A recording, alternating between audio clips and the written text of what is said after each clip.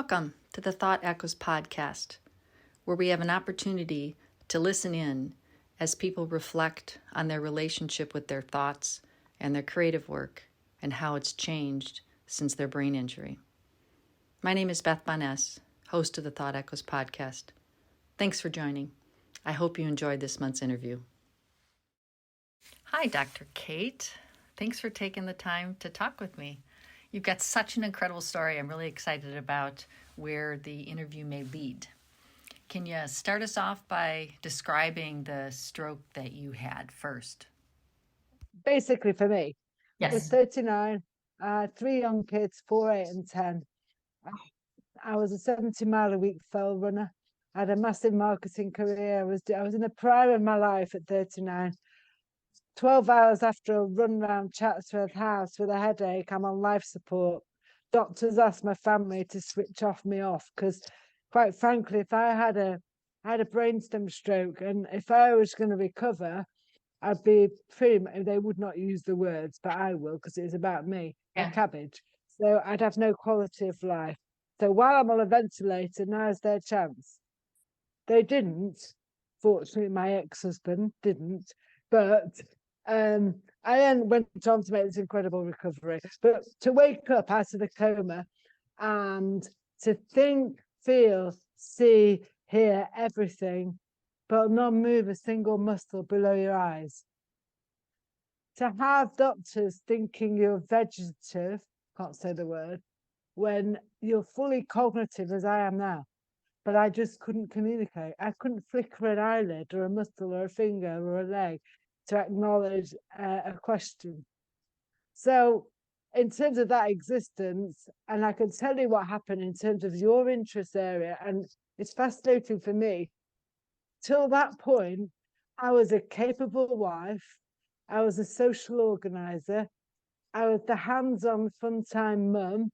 I had the big Johnny Big Balls marketing career with my own business. It wasn't that big, but you know what I mean. All right, it wasn't Nike level, but so yes, in my mind it was. Anyway, and I had all these masks.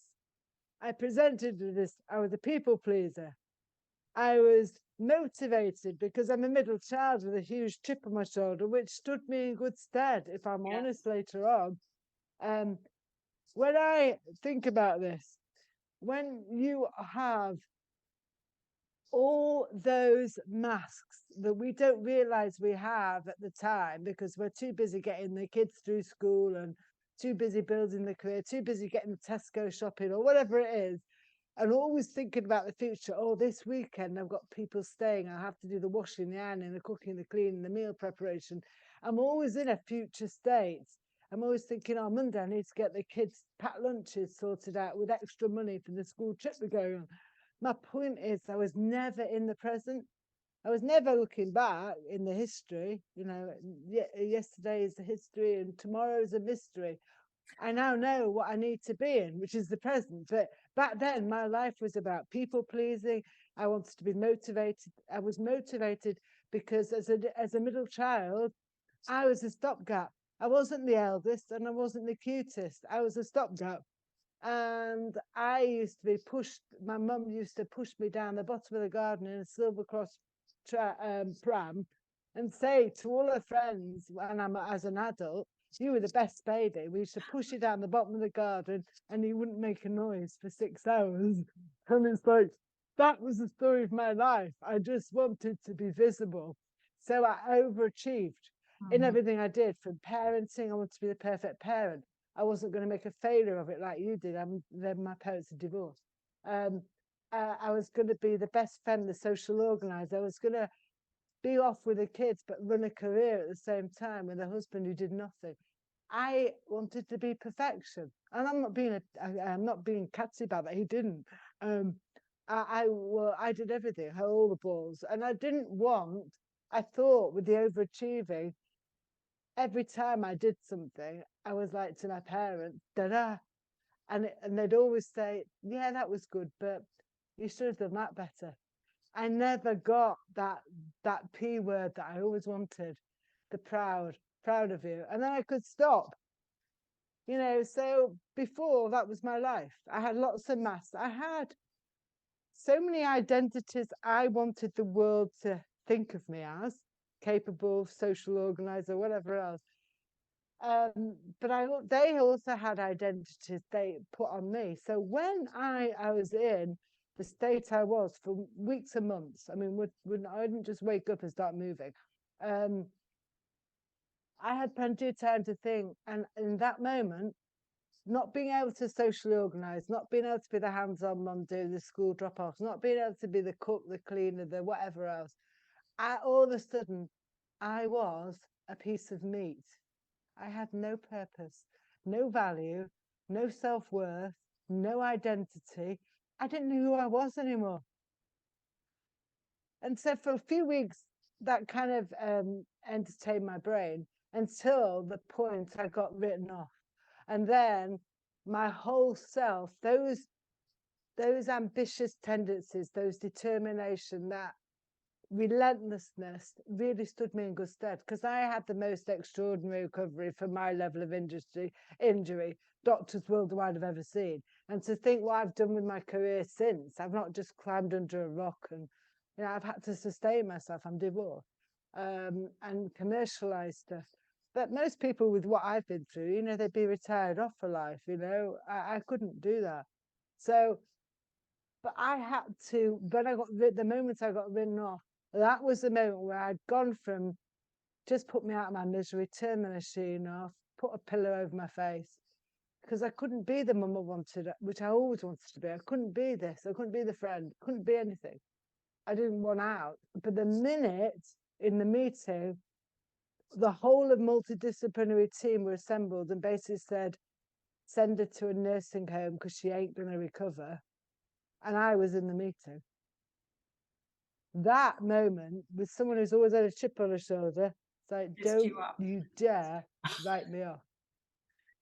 Don't you dare. Mm-hmm. I will show you. I have no idea when it will happen.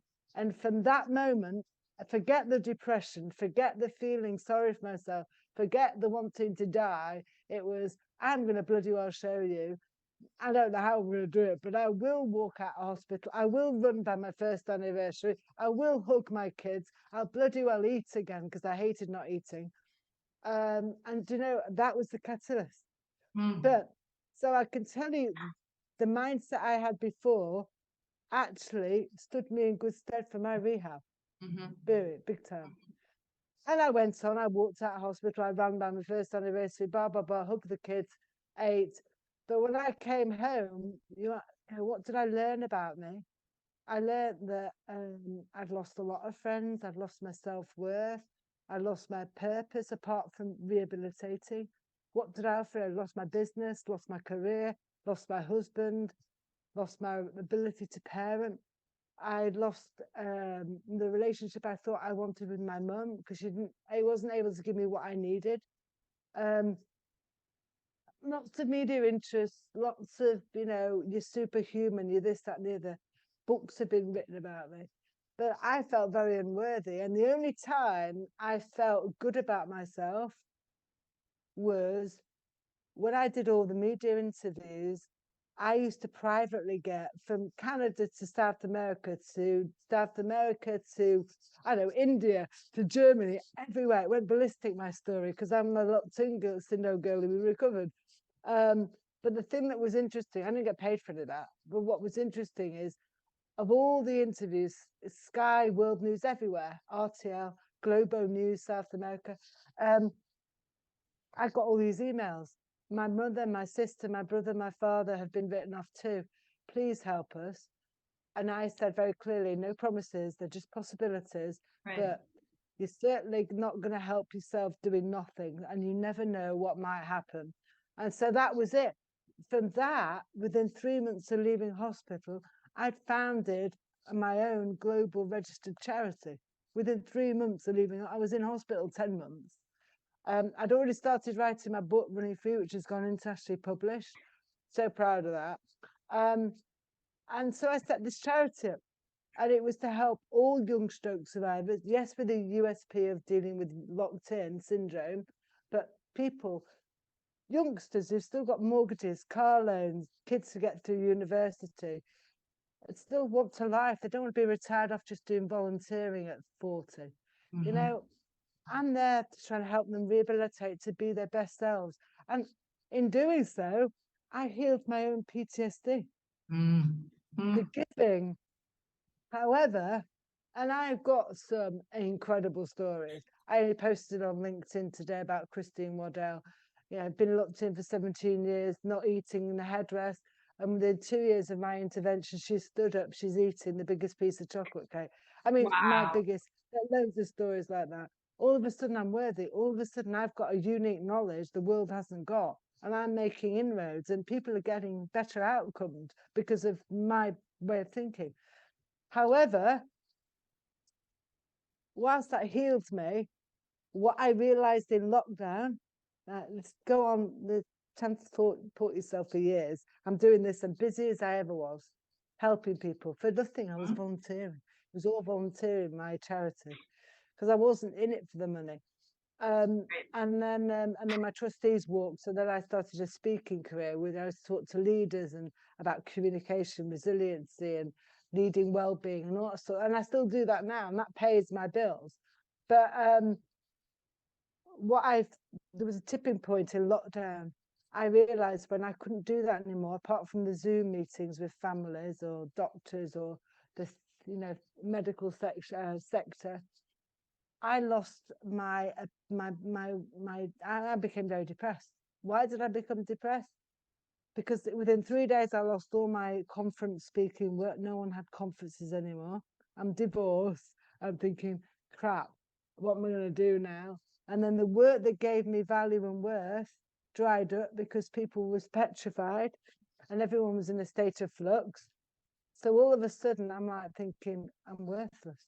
And I realized in that moment that I tipped the balance, and giving it, we know, and volunteering is brilliant to help you heal. But there is a tipping point when you need to volunteer and give to feel good about yourself. And that's what I realized about myself. So I had another big learning, apart from finding a way to live and sustain myself financially, because I'd lost my business for the second time. I realized that my mental health really struggled and spiraled downwards because I hadn't realized that I had to do this like a drug. Because if I didn't help people, I didn't know who I was anymore. I didn't have a purpose. So I had not really changed in actual fact until lockdown. And then I realized I needed to switch things up. And yes, I did get creative. I did, for me, photography, landscape photography is the big thing. I used to take my dogs out, we'd walk, because I live on the Peak District, for hours and hours and hours, just doing that, not spending any money, basically. And, a few speaking gigs came in online on Zoom, which was great. But with what I do, it's all like word of mouth. People in the audience, I never had to advertise what I did because there was always someone in the audience who said, we'll have her for our conference. That was it. And I started lino printing. I started trying to teach myself to play Wonderwall on the guitar, because I realized in that moment, work had defined me, and I was very proud that it defined me because I did something nobody else did, and I did it altruistically. And to be coined the phrase the original stroke thriver by someone in America, actually, it's like bloody hell, I'm good at something. I can say that I've helped the lives of thousands of people, and my life's had an impact, and I've made a difference, and that matters. When you're half dead and you're thinking you could have died, and actually you could have been killed because you didn't die, but your outcomes weren't good, then for me, that making a difference is, for me, the secret of life, I'll share this with you, is to make a difference in the world. 3 things: to make a difference in the world, to collect memories with people who love you, and to belly laugh at least once every day. That's for me the secret of life, and I've done all that, and I'm very proud of myself for doing that. So I think, and I've become ambassador since. Subsequently I've had to change the way I think, like I did in hospital. People want to lower my expectations. How dare you? If it Yeah. matters to me to walk out of hospital, if it matters to me to hug my kids and eat again, who are you to say that's ambitious? If I don't do it, then I don't do it. But if it's something that matters to me, I will be motivated to give my right arm to make it happen. I mean, I often quote the example, say you're paralyzed below the waist, but you really want to walk again, and you've got £80,000 in your back pocket. You could walk again with an exoskeleton. If it mattered that much, you could do it. You know, it wouldn't matter that much to me, to be honest. I wouldn't have the cash either, but you know what I mean? No one should ever lower anybody's expectations. And that's what they did time and time and time again. And I don't raise expectations. I give no promises, just possibilities. They could be positive or negative, but you sure as hell can guarantee they'll not improve if they stay stagnant and they're happy to be cared for and their butts wiped for them and their food prepared and cut up for them. That's fine if that's how you want to exist, but that's not for me. You know, Right. most people want to be independent, don't they? So I think there's a lot of lockdown taught me stuff I probably should have learned that I didn't, because I went from a marketing career to helping people, and that became a drug, and that made me okay. I'm a nice person because I do this, but when I take that away, who am I? And I fell into the same trap. I've never admitted this before, by the way, but it's true. Um, so there we are. But you know, I think I think in all this, I mean, there's so many angles you could take off my story, from the childhood trauma and how my kids at 4, 8, and 10 are having to deal with the trauma of my illness and leaving the family home for 10 months. They're 24, 22, and 19, and it's got no better, and it's heartbreaking. And there isn't sufficient help out there to deal with children of trauma through not their own stroke, but their Right. parents' stroke or their caregiver's stroke or their grandparents' stroke. And there's not enough in any trauma, whether it's cancer or death or anything, I don't believe. That's a different issue. But I think, I mean, maybe you want to ask me some questions, probe a bit more, but I think, you know, if I was to look back, and one of the advice points would be, I've never wanted to do any other career since I've been ill. I was misdiagnosed. They wanted to kill me, and I don't mean that nastily, but you know, they wanted to switch me off for the benefit of my family. Yeah, that hurts because you feel dispensable, you feel worthless. And that's the overriding feeling I had from my illness. In one word, it made me feel worthless. And getting my worth back has been, it's taken, I mean, we're 13 years on February the 7th. But I think what I've learned about me is that I've had to embrace my new normal. There's not a day that goes by that I don't wish I spoke like I used to speak. I mean, and I haven't really fully come to terms with that. You know, I haven't really come to terms with the fact that I can have a glass of wine and sound like I've had 4 bottles of wine because of my dysarthria. And the fact that people think I'm drunk when I'm not, that upsets me. I haven't really come to terms with the fact that when I don't want to limp, creates anxiety in me, and then I limp more. So, for example, if I'm dating, I've been doing that. I'm now seeing somebody, thankfully. Um, you know, I've never wanted to go into a date where I was anxious going to a date like people would be, and I wouldn't want to limp because I think it might put people off. But because I'm anxious, I limp more than I would normally. Do you know what I mean? And it's something I can't control. It's this. It's if I'm cold or if I'm anxious, it accentuates, and that upsets me. I don't think I fully embraced the new me, although I think with what I've done with my experiences, I'm pretty proud of myself actually. And Yeah. I don't have to. I don't fight for my parents' Approval. attention. My dad died in lockdown suddenly, but 2 years before, in his mobility scooter, quite out of the blue, he just said, "You know, Katie," he said, "I'm so proud of you and everything you've achieved and what you've been," because he had his own health issues. I don't think he ever realized how much I must have struggled until he had his own. And then he looked back and he's like, gee, I don't know how you did this. And then to go and do what you do. And I'm like, I wasn't even expecting that. I wasn't trying to get you to say that. But that's not good.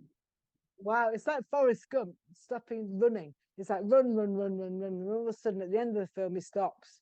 I don't need to do this anymore. That's how I feel. I don't need to try and impress them and get them to feel proud of me anymore. I've learned that. I think that was a biggie for me. But what that's been replaced with is this having to sustain yourself when, and the second time the business has been taken from under you, the rug's been pulled from under you, you know. And I think the advice I would give advice to caregivers, definitely.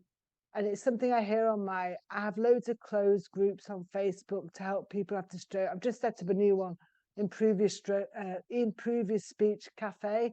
And it's a really vibrant, positive community that swap ideas and helping and support, connect each other. And that, you know, I post on there regularly because the peer mentoring is so important. I mean, it is so important to help people improve.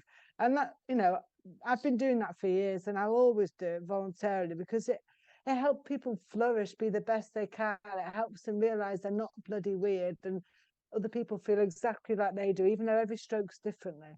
Every stroke's different. You know, and I think the patience and which from loved ones is a big one, because so often loved ones will help you, pull you to the car, or they'll say, sit in the car and we'll get you in the car and we'll transfer you, rather than walking, because they're being impatient actually. And they don't want to let someone get the words out who's got aphasia, or because they want to get on because they're busy, like I was with all the balls, and they're thinking, come on, I've only got half an hour to sort this out, and it's taken me 15 minutes to tell me one sentence. But it's so important for people to be given the time and the space to do it themselves independently. And I know that's a frustration for caregivers, but that piece of advice I definitely give them. Because I hear that. It causes so much frustration. And I think as well, the best advice I ever got was of a friend who said, Kate, we know you work at 1,000 miles per hour. And I was given the reputation. I had therapists in my rehab unit threw everything at me technology wise for rehab, because they said if it doesn't work with Kate, it won't work with anyone. They said I pushed them harder than they pushed me. Now that's telling from rehab. But my good friend did say to me one day, she said, Kate, you cannot eat an elephant in one go. It's bite-sized chunks. That's great. And you know, I mean, you know, it really is. And I think what I've learned, what would I tell my old self? For example, I would say, do not let anyone lower expectations. Stop living in the future. Be more present. Smell the roses, look up, smell. Think about today. Don't think about yesterday. As I say, it's history. Tomorrow's a mystery. It's focusing on today. What were your little gains today? What made you happy today? What made you smile today? What are you grateful for today? What breakthroughs have you had today? You know, what would you do differently tomorrow because of today? You know, give yourself time, not self-indulgent, but time to actually, life isn't, we can all catastrophize, let's be honest. We can all do that. And given the world at the moment, and has been for years, you know, I'm in my house on my own, I'm divorced. I've got, you know, the business is not the way it was. You know, I could catastrophize, I'm going to lose my house, I'm going to have to move out the area. Right. You know, I think be more present. You can do anything that matters to you. If you try really damn hard, accept you'll fail along the way, and the painful failures are painful. But in all the successes, the TEDx's, the books, the awards, the research, the speeches, the things I failed in were the biggest lesson learners for me. I mean, absolutely. For example, my third book, absolute utter fail. I was trying to create a book on everything to do with stroke, and you know, the what I was trying to do was very admirable, but the execution of it was awful. But the point was, I spent weeks and weeks and months doing this thing, and and it hurt. It really hurt because I don't like failing, like nobody does. But we do, and you'll learn more, and that's the positive of failing. But you've got to accept, you know, things in my rehab journey were horrific fails. I have for years thought my dysfunctional family as a result of me failing as a mum. I never asked for my stroke. I never asked to be out of the home for 10 months. I never asked to come back in a wheelchair. And my 8-year-old at the time, who I was very close to, overheard him saying in the garage to his dad, "Mum's back, but not as she was." And yet I'd moved mountains to be back in that state. Can you understand the hurt? I mean, it's like, and he's particularly troubled by it. He has been for years, and yet one former relationship. So for me, I spent years berating myself, thinking, it's my fault, parental guilt on another level. But then I had to say to myself, this happened to you because you could take it. I'm not religious. I was raised Catholic. I don't like religion, I have to say, but the spirit inside here, if you really want to do something, you're going to figure a and way. you've got that's the thing. I mean, a doctor came one year to the conference. I did a stroke conference with my charity.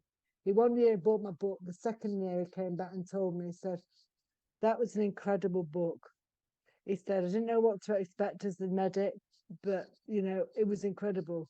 But your spirit, and I said, I wasn't thinking straight. I said, I'm not religious. He goes, no, your spirit. Yeah. He said, it just is so strong. And,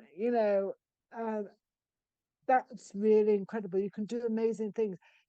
And I actually would go further and say, it's very healing, the spirit. I mean, it has a power, healing power, all of its own, the spirit, and certainly with me. So in terms of creativity, I still love my photography. I like to draw. I've not got into poetry, to be honest. And I love actually non-fiction. For me, I could eat up life stories. I love it. I'm reading at the moment. It's more of an educative book on parenting, although it's for people with younger kids. Dr. Shafali, I'm really into her at the moment. She talks a lot about maths and our identities, and the expectations we put on our children, our family, and our friends. And happiness really comes from within us. And I've learned that in lockdown, that my happiness isn't dependent on you emailing me with a Zoom link. It isn't dependent on my kids texting me or ringing me and say, come on, let's go for a coffee, or a friend. My happiness comes from me. Right. And to sit down and think about what makes you happy. And I did a lot there. It's like, well, I like freshly laundered sheets. I like to hear Frank the parakeet on the road outside my house chirping away. I really like to learn new things.